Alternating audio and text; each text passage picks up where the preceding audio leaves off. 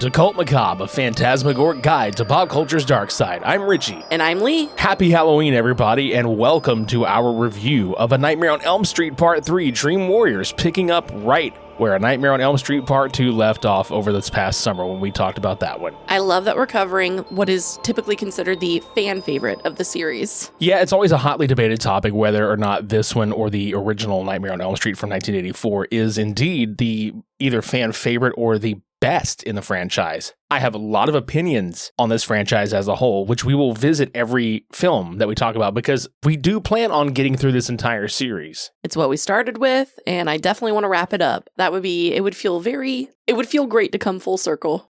Now, this one was notable because the story was actually developed by Wes Craven and Bruce Wagner, and Wes Craven had really nothing to do with the second one. And the producers were like, well, we need Wes to come back and get involved somehow. Not only did Wes and Bruce work on this, but we actually got Chuck Russell and Frank Darabont on this as well, which was a big deal because those two names would become even bigger in the horror industry as the years would come by. And this was Chuck's first big film as a director, is that right? Yeah, it's his directorial debut, and what a fucking movie to debut with, being one of the all-time great cult classic horror films. Getting to work with Patricia Arquette, yes. And Lawrence Fishburne. Lawrence Fishburne. Morpheus Fishburne. Every time I see him in any movie, he's Morpheus to me always. I can't get away from it. Right. So let's preface this a little bit before we jump into the movie. So part 2 had come out and it had success at the time. However, audiences were kind of like, Freddy Krueger at that time was still kind of having the rule book written for him. You know, they didn't know exactly what was his limitations or what he was there to do because the first movie kind of established a working like ground set for him. And the second one kind of went the possession, the body horror route. This one kind of comes back to what was originally intended, but also it started adding fantasy elements, which I think was what elevated the franchise. And I think that is also why this one is considered the fan favorite. Yeah, it's definitely a fun one. Like, I think that's actually a good word for it. It's a fun movie. Like, despite the horror premise behind it, obviously, they were able to do something unique with it. Especially since the second one left something to be desired by some folks. Sure. Even though, you know, I think it's personally underrated for what it is. But yeah, this one grossed $44.8 million domestically, compared to its budget of $4 million, which is nuts. Yeah, horror has never not turned a profit over the years because horror is one of those genres where you can do it on the cheap and make your money back. However, most of the budget for this went towards the effects. And the movie itself, before we got what we got, was a little bit darker in tone, which is why the script had been rewritten and why there are 4 names attached to it, which I understand. Like, Wes was kind of going really dark with the dialogue from Freddy. And then Frank Darabont and Chuck Russell came in and kind of added the fun, parts to it. And they really fleshed it out, not burnt flesh, but they fleshed it out in such a manner that we have the final product at hand.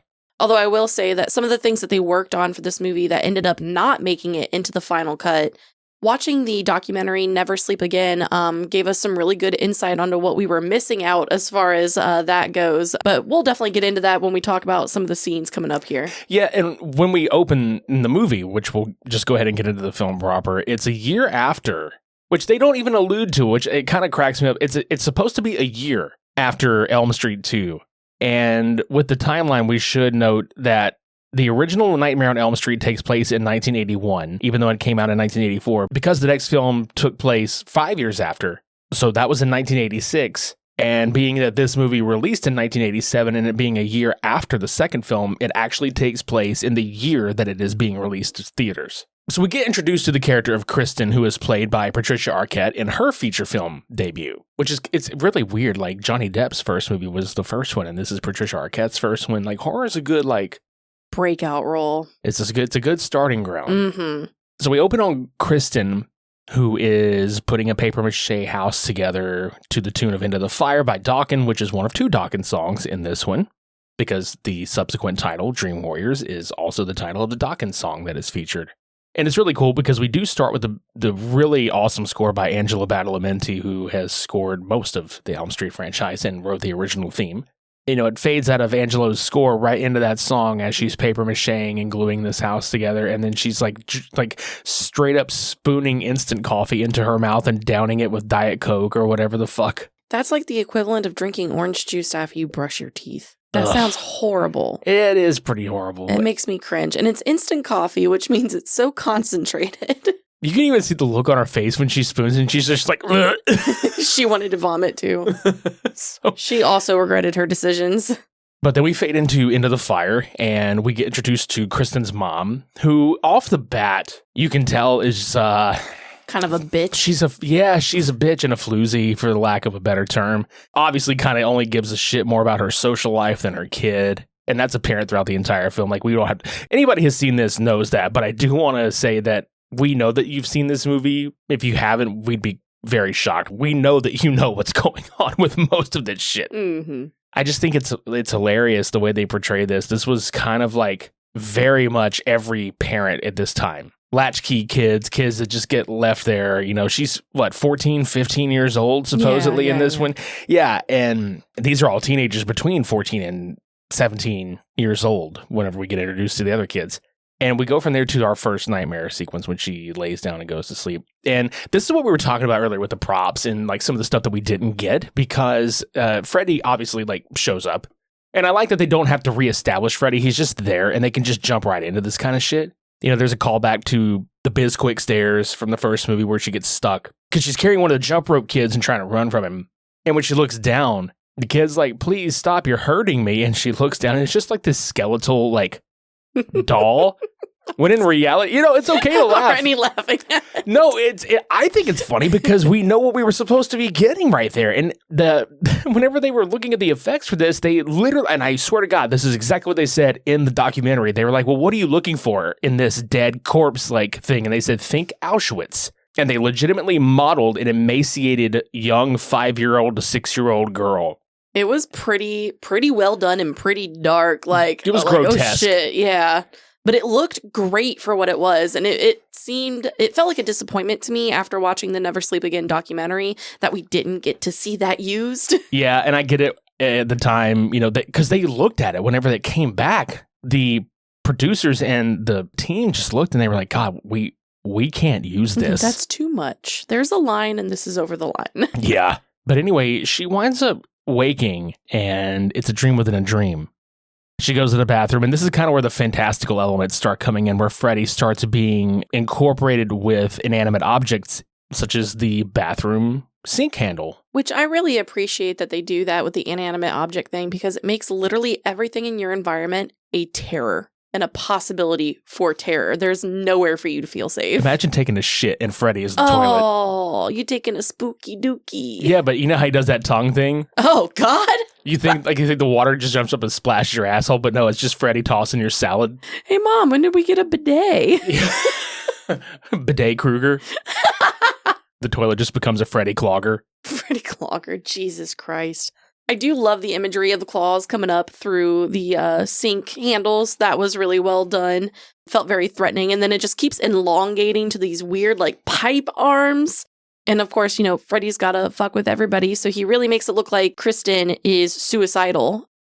When she snaps out of the dream, she's bleeding down her wrist and she's got a razor blade in her hand. And Mom just happens to be in the doorway, gasping because how dare her daughter do this to her on this night? What an inconvenience. "Kristen, I told you, God damn it, what are you doing still?" She didn't say it like that, but I could just picture her kicking the door and what the fuck, Coke all over her fucking upper lip and shit. She's like, "What are you doing?"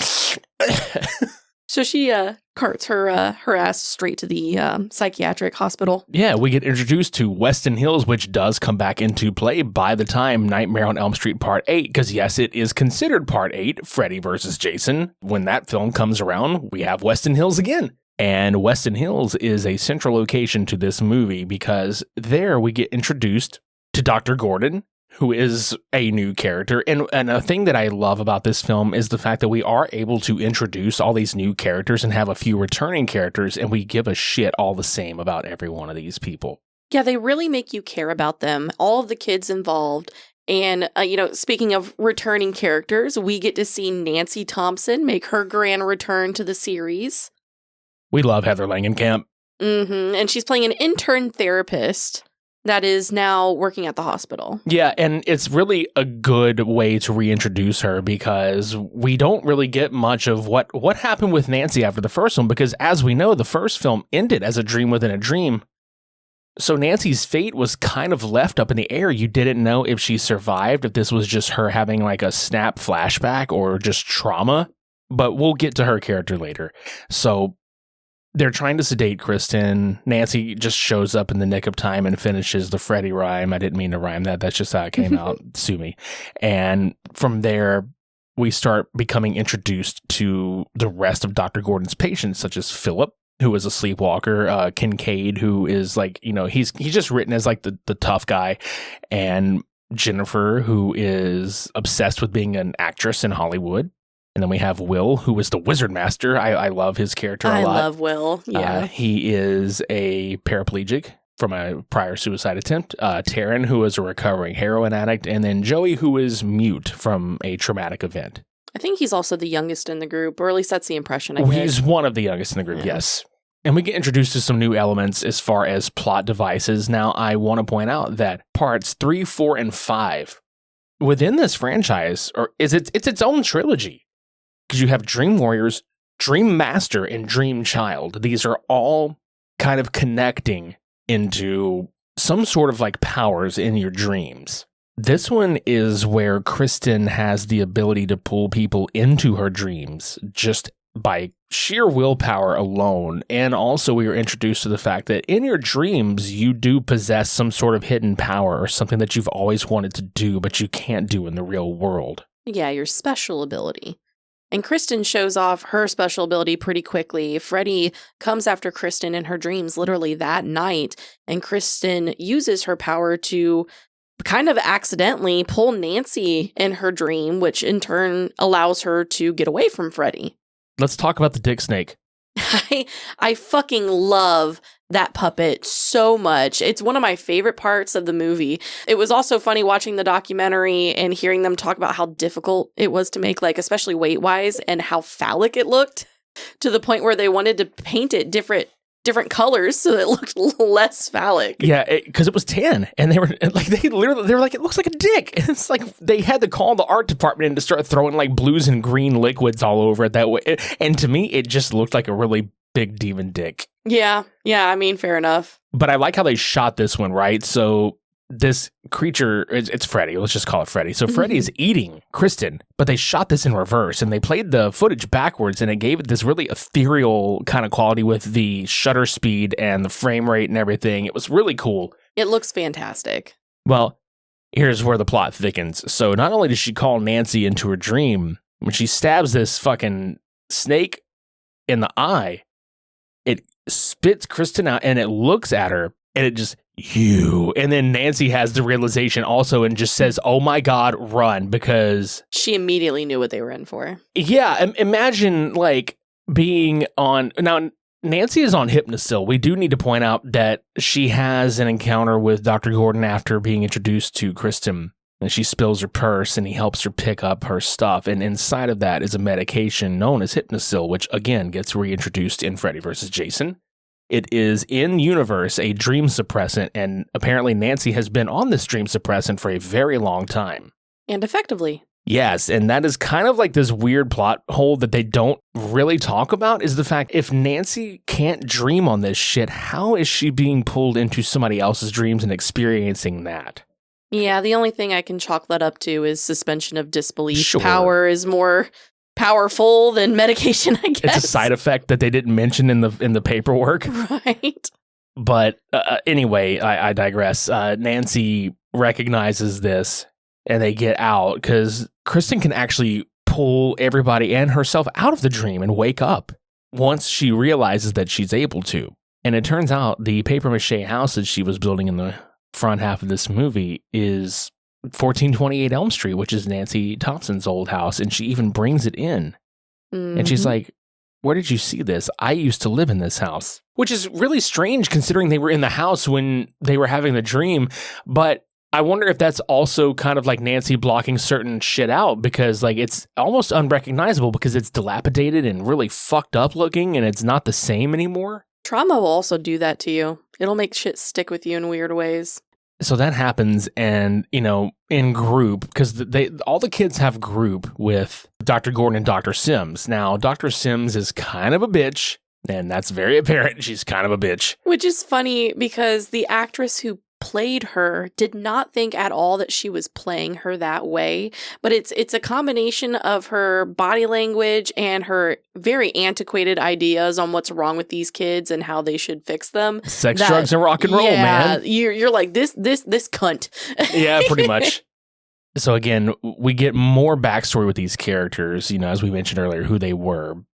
But over the next couple of nights, we get a couple of deaths. Now, Philip is introduced as somebody that does like woodworking, and he makes like, these marionette puppets. But, he's like, I can't have a knife. They're afraid I might, that's what he says, literally. So he was like, I could make these better, but I can't. So this is where we start getting into the more imaginative kills in the series, where Philip falls asleep and he becomes Freddy Krueger's personal marionette puppet by slicing his major arteries out of his legs and his arms. And he literally marionette walks him all the way through this fucking hospital into a top of the church clock tower area. And unfortunately, the rest of the kids, due to Joey running and grabbing a tray from the night shift and waking everybody up, they unfortunately see him fall to his death. And of course, the doctors say, oh, it was a suicide and he was weak and he was cowardly and all this other shit. And it's like, that is something else that I think it was a brave call about this movie, is to like really kind of talk about those kinds of things openly, because in the 80s, like, it was a little more nonchalant to just say, oh, well, that's weakness, that's a coward's way out and shit like that. But the kids were just like, yeah, no, it's not. It's fucking not, but okay. Mental illness is something that was still stigmatized pretty heavily at the time, so the portrayed mindset makes sense. Yeah. We do lose another kid almost immediately after that as well. Yeah, we do. And it is the most iconic line of this film and possibly the entire franchise. It is a fantastic scene from start to finish. The actress does a great job. And Robert Englund just absolutely fucking nails it with the improv line. But let's talk about the death real quick. Yeah, so Jennifer doesn't want to go to sleep, and she's asking Max, Lawrence Fishburne's character, if she can just have a few more minutes in the TV room. And he's like, okay, but I never saw you. And one of her problems is she puts out cigarettes on herself. And I think she does that as a way of trying to keep herself awake, from what I understand. Yeah. And she's watching this like late night talk show, and it's Dick Cavett.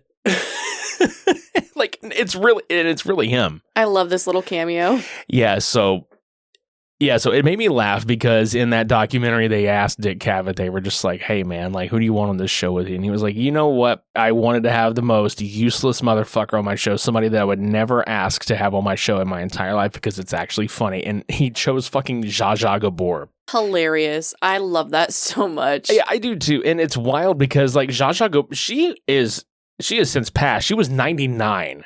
Oh my God, really? Yeah, she passed away in 2016 and she was 99 years old. Wow.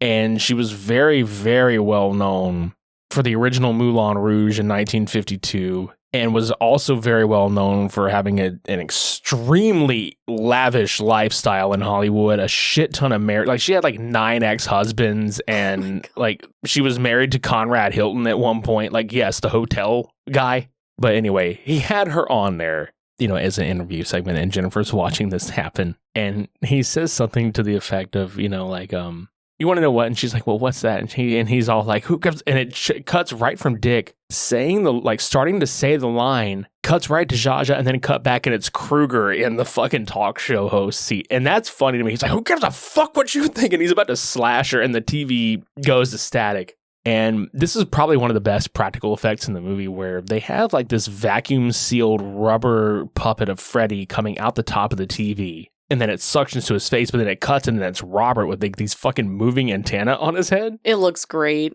Yeah, and he has like these electronic arms made out of the parts of the TV that jut out the side, and he grabs her up. And he's like, this is it, Jennifer, your big break in TV. And that was just the original line. And then he just says, welcome to primetime, bitch, and like smashes her face into the TV. And my God, the delivery, the action, the everything. It's iconic. It's iconic. When I think of like all of the major little fucking lines that Freddy says, that is like in my top 3 favorites of all time. I love it. The delivery is just perfect. Yeah, same.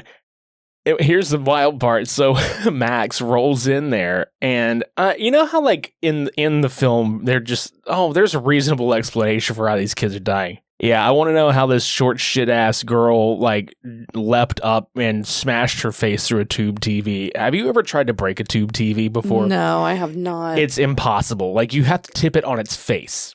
And like she was like, yeah, like you literally have to tip it on its face, or break it from the back. Because I have literally tried to hit the front of one of these things with a lead pipe, a baseball bat, a hammer. It will not fucking break. The glass is so thick. You gotta hit it from the back, huh?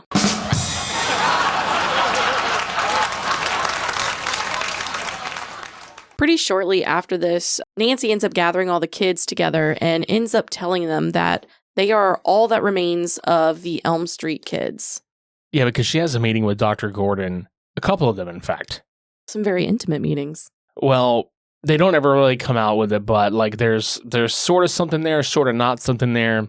But she finally one night is just like, look, you have to put aside everything that you think you know and trust me on this. And that's when she breaks the news to all the kids, because they're just like, yes, like don't blow smoke up our ass, or like, you know, what the fuck, you know, blah, blah, blah. And it isn't until she starts describing what Freddy Krueger looks like where all the kids have this oh shit moment. So they ultimately decide to try a group hypnosis kind of experience to see if they can use Kristen's dream ability to have them all share a dream and discover what their dream powers may be. Yeah, and they all have like different ones where, and again, and this is like some of the stuff that people thought was cheesy about the movie. Like one of them in general, like Kristen has like she's like very gymnast. flippy and yeah, she's very gymnast and very athletic. Kincaid is extremely strong. Will can stand up and walk because he's like, you know, hey, that's a fucking superpower. That's it. That's so fucked up. Hey guys, I can walk. I'm like, no, you're the wizard master. And he's like, oh yeah, I am the wizard master. Right. Like he remembers that, like, oh, this is what I wish I could do, but I am actually the wizard master in this dream.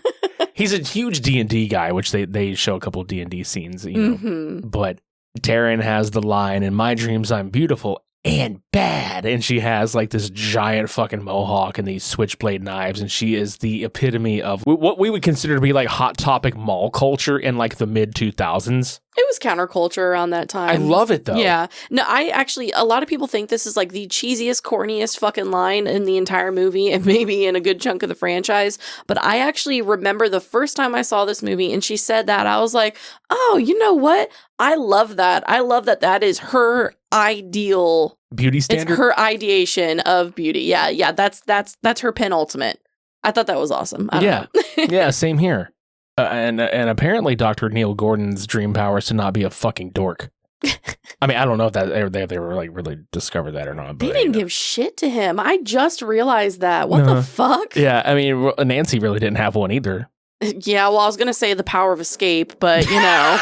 Well, that's not true, but okay. The room starts closing in because Freddy Krueger like heats up the wall, starts closing it in on everybody. Well, you know, once they snap out of this, poor Joey is in a fucking coma because he gets led astray by the quote hot nurse that he has like a thing for, which, dude, look, I'm not gonna get too deep into this because this is like really a conversation that is like, what the fuck?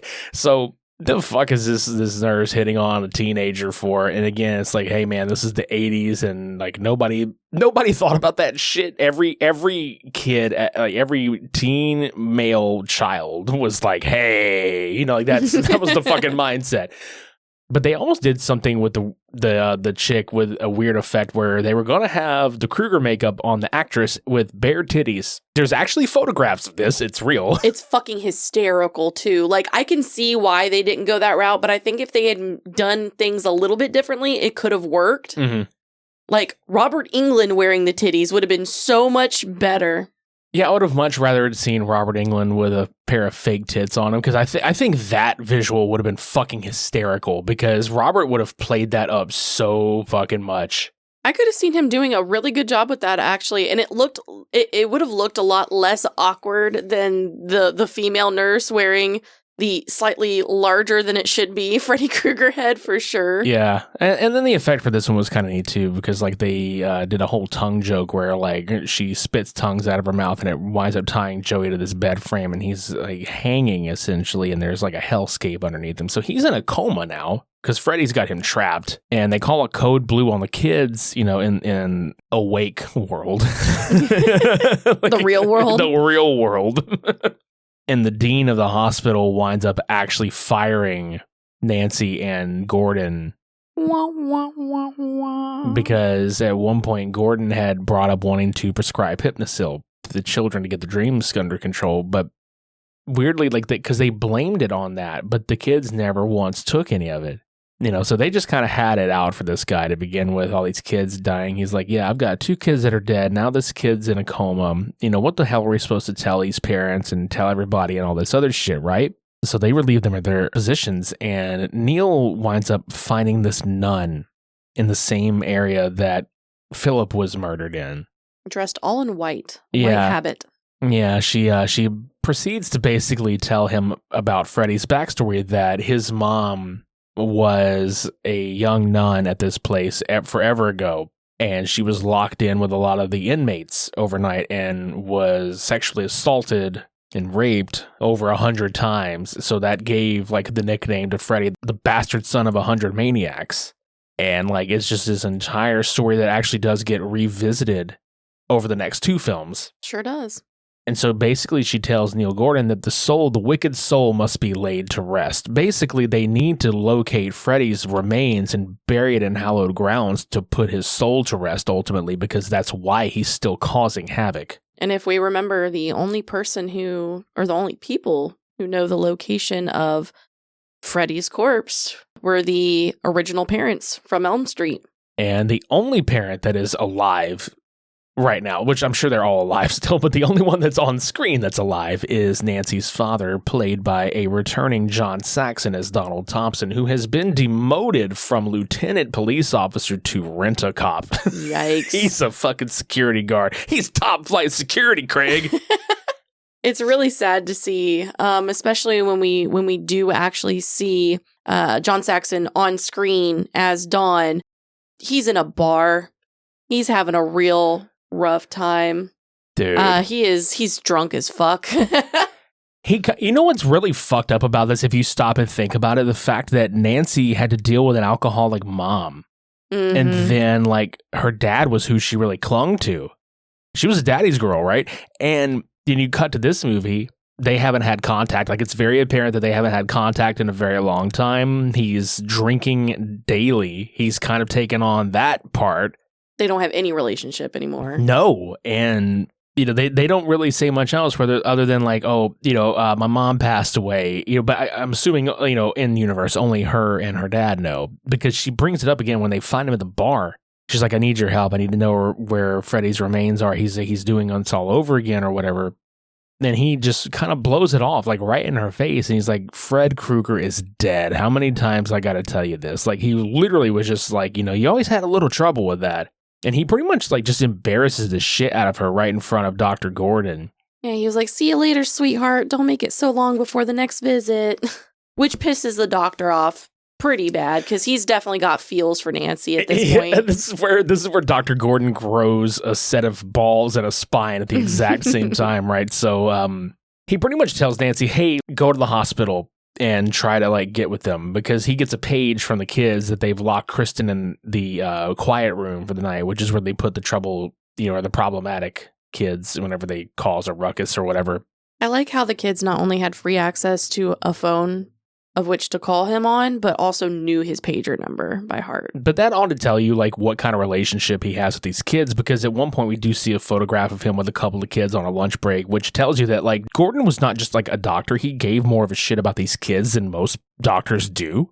So he rolls over there and he literally says his name to Donald, and he's like, there, now we've met. He just flips the fucking table and just grabs him, and he's like, now you and me are going to go on a little road trip together. And like puts his fucking foot down finally. And to make a long story short, Nancy rolls over and finds the kids, and they wind up doing one last group session. So they're going to go in and get Kristen. While that's happening, Dr. Gordon and Donald Thompson are rolling over to this church so that they can get some holy water. And conveniently, Donald just has a little bottle of wild turkey on him. So he's like, hey, what are you doing with that? He's like, I need this. And he just like fucking pours it out, goes in there and fills up holy water in a wild turkey bottle. It's kind of funny. Spicy holy water. Or that 151 proof holy water that he's about to bring with him on this road trip to hell. Turns out Krueger's bones are buried in the back of an old Cadillac somewhere in a junkyard. It's almost like crushed and fused together at that point. I can't imagine what the inside of that trunk smells like. But we get a lot of back and forth on the scenes here. So we have them going to the car for essentially the corpse. And then we have Nancy and the others trying to reunite with each other because they get split up in the dream space. Unfortunately, both Taryn and Will end up eating shit fairly fucking quick. Taryn tries very, very hard. I love the effect that they use for the sucker mouths on her arms. Yeah, so Taryn goes into this like back alley kind of area and Freddy is taunting her. Hey, why should we fight? We're old friends, you and me. And his hands like become syringes with heroin in them, right? Like you mentioned, the effects on her arms from her track marks becoming like mouths, basically. Yeah, with a little noise. So gross. Oh, God, I hated it. So this is another one of the failed effects that we didn't get. So it turns out when he injects her arms, that's how she dies. She dies off screen. You see the veins kind of filling up in her face to her forehead. But her head was supposed to actually explode. And they had built a practical effect, and they just could not get it to work right. Which is super unfortunate. I feel like that would have looked fantastic. I mean, they got it to work in part fucking 6, unfortunately, but they couldn't get it to work here. So it's like, damn it. We'll get to that one when we get to Freddy's Dead, the Final Nightmare. But she eats shit, and then poor Will, the Wizard Master himself, eats shit in this long, dark, wet hallway. This goddamn wheelchair of death. Can we talk about that wheelchair? Yeah, that thing was huge. First of all, it was like covered in spikes. I believe it was like so large and so weighty, they were actually afraid it wasn't going to fit properly in the hallway. Yeah, and whenever like the scene happens when Freddy sends it rolling after him, and he like goes up against the wall to like get out of its way, the wheels have like protruding spikes and blades and shit, and dude, it just like slices right through his legs and his stomach and it knocks him to the ground. I'm just like, god damn, like that hurt me to watch. He's like, here we go again. And he's like, wait, no, I'm the Wizard Master. I am the Wizard. I'm the Wizard Master. And it's funny because in any dream, it's funny because in a dream, you can be anything you want to be. You can be a hero inside of your dreams, as Don Dokken famously originally wrote as a line in the song Dream Warriors. You can be a hero inside of your dreams. This motherfucker, Taryn has a whole fucking body transformation. She's got leather. She's got hair spiked to the nines. She's got blades and spiked bracelets and jewelry. This dorky motherfucker could have had an entire outfit get up, but instead he's in his pajamas with a really tall Dracula cape, and that is it. There are some intense shoulder pads in that cape as well. He looks exactly like you, not you, I'm talking to the audience out there. He looks exactly like you all looked out there if you were like, I don't know, 8 years old trying to put on your mom or dad's business suit with the padded shoulders. He's playing dress up. Look at me. Dressing up as someone who can walk. If you can dream it, you can do it. I'm sorry.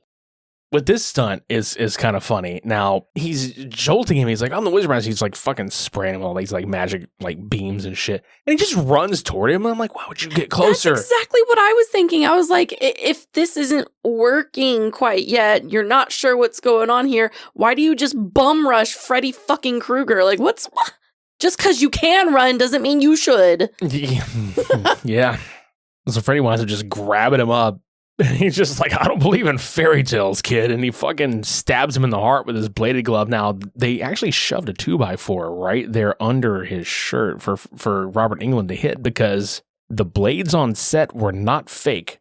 They were hardly ever not real bladed gloves with certain shots. This being one of them. That actor was shitting his britches. Yeah, he praying sure was. that he was going to be on target. Yeah.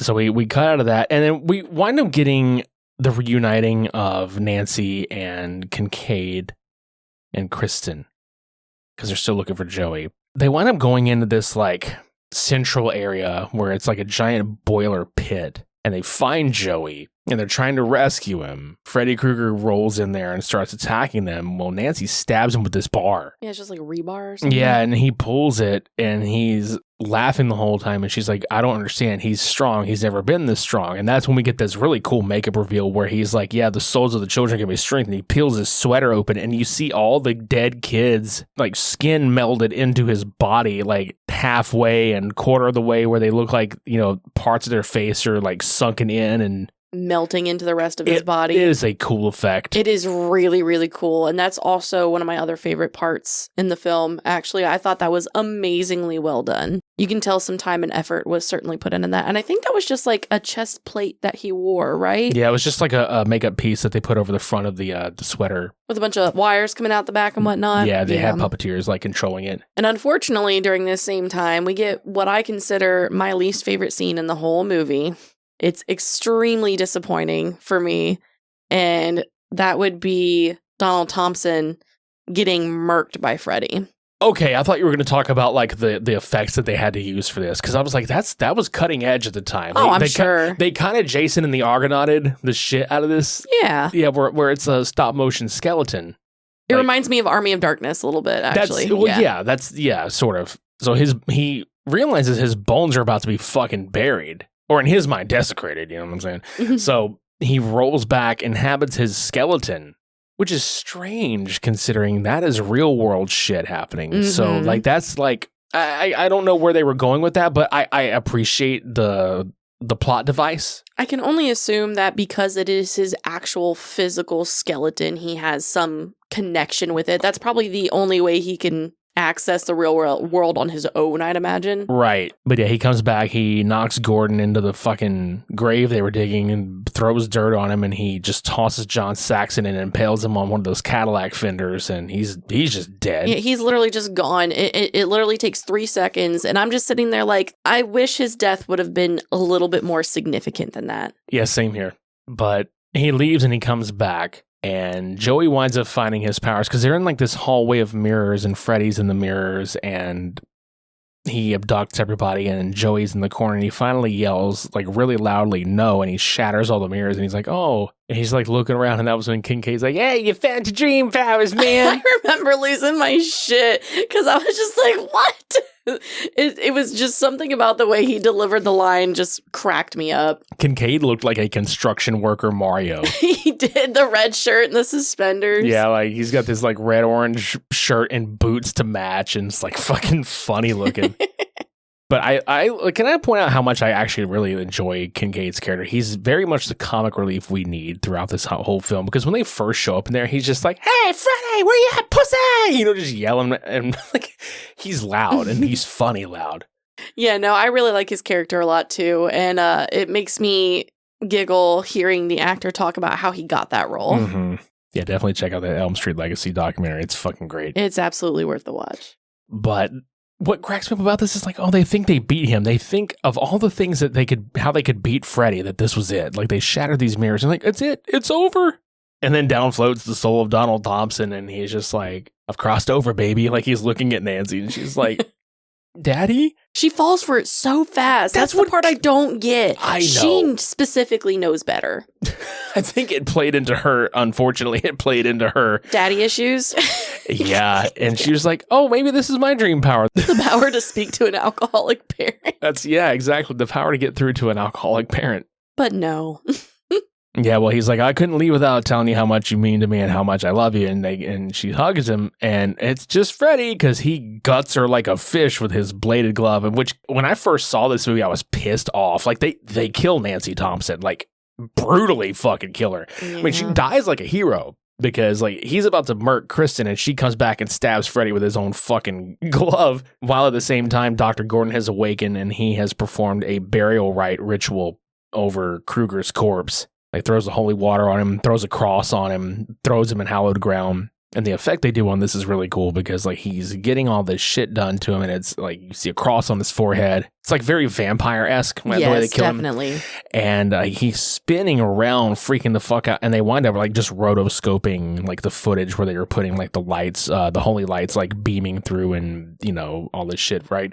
And he explodes, but Nancy unfortunately dies. right in Kristen's arms. Yeah, and they have the funeral for her, and Dr. Gordon sees Sister Mary, and he walks over to talk to her, and he winds up just finding the gravestone, and it turns out Sister Mary Helena was Amanda Krueger, Freddy Krueger's mom. And they leave it kind of on a cliffhanger right there, because he's like, you were his mother. But then they cut to him sleeping that night, and he's got one of Nancy's figurines that was supposed to be some sort of like a Malaysian dream doll, I think. Yeah, and it's sitting on the table next to her house model that Kristen was building. And they end the film with the top bedroom light turning on and shining a light on the dream doll. And then we cut to credits, and we cut to Dawkins' Dream Warriors, which is like, fuck yeah. Like, I love that song. right. Like, how do you not tie horror and metal to anything else of origin but this movie? This, in my opinion, between this movie and Friday the 13th Part 6, Jason Lives, which came out a year prior to this, with Alice Cooper being featured prominently in that one. Yeah, that's right. That's what I'm saying. How do you not tie metal music to horror if not for these two films? It works perfectly, honestly. But yeah, that's a Nightmare on Elm Street Part 3 Dream Warriors, man. That what a fucking ride, honestly. It set the stage for the following films, you know, for better or for worse, it set the stage for the rest of this franchise going forward. And not only did it set the stage, it actually set the bar, because in my opinion, no Elm Street entry has done better than this movie on a story level or anything of the sort. And that's not to say that those movies suck, because I don't think that they outright suck.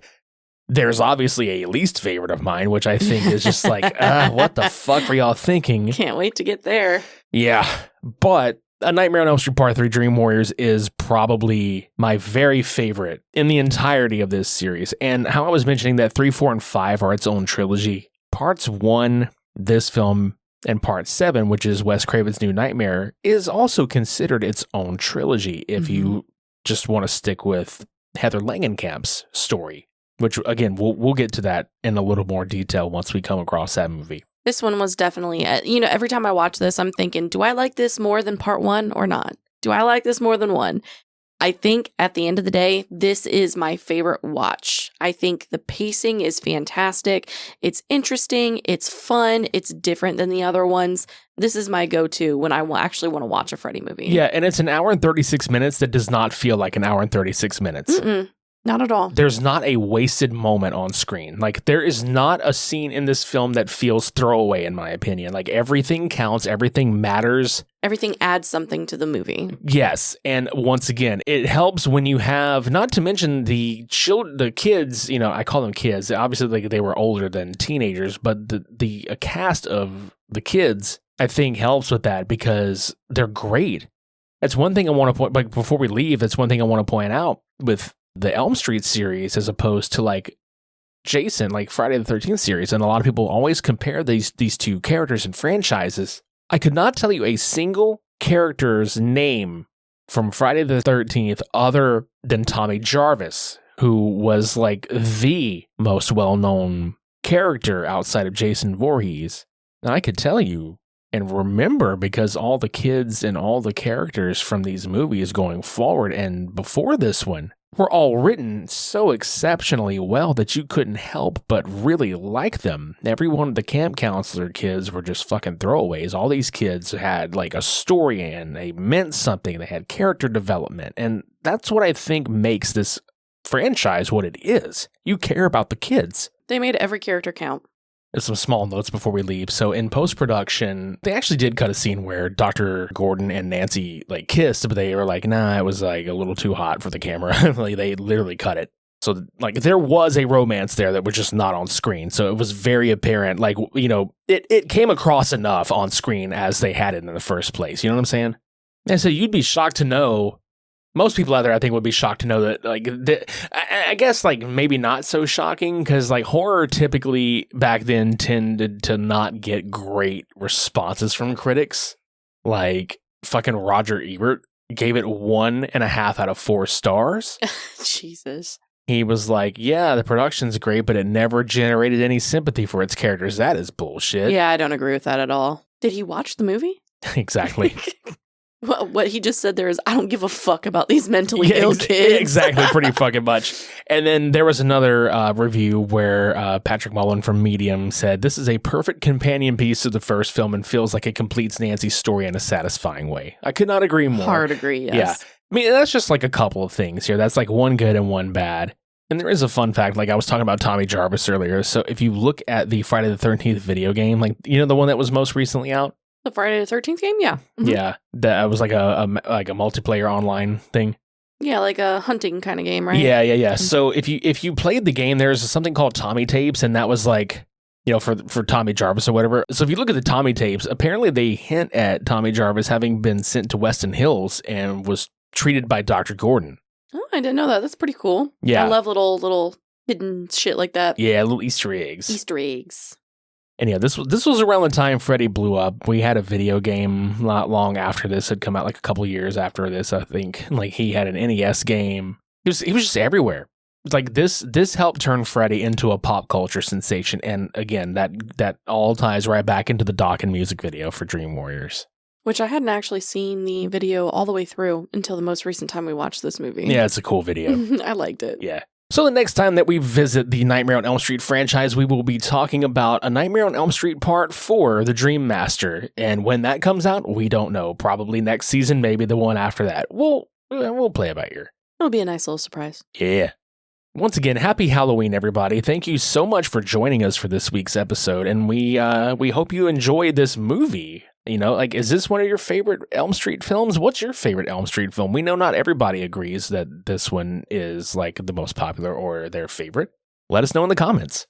For past, present, and future episodes of Cult Macabre, you can subscribe to us on Apple Podcasts, Spotify, or YouTube. You can leave us a rating and review on Apple Podcasts. You can leave us a rating and leave comments on individual episodes on Spotify. And if you're listening to this episode on our YouTube channel, please consider subscribing to the channel, clicking the bell for notifications for future episodes, leaving a like on this video, or leaving a comment down below. Any engagement helps. And if you'd like to follow us on any of our social media platforms, all of this information can be found in our Linktree link in the show notes below. And if you'd like to join us for more of pop culture's dark side, sign the black book and join the cult. I'm Lee. And I'm Richie. We'll see you next time.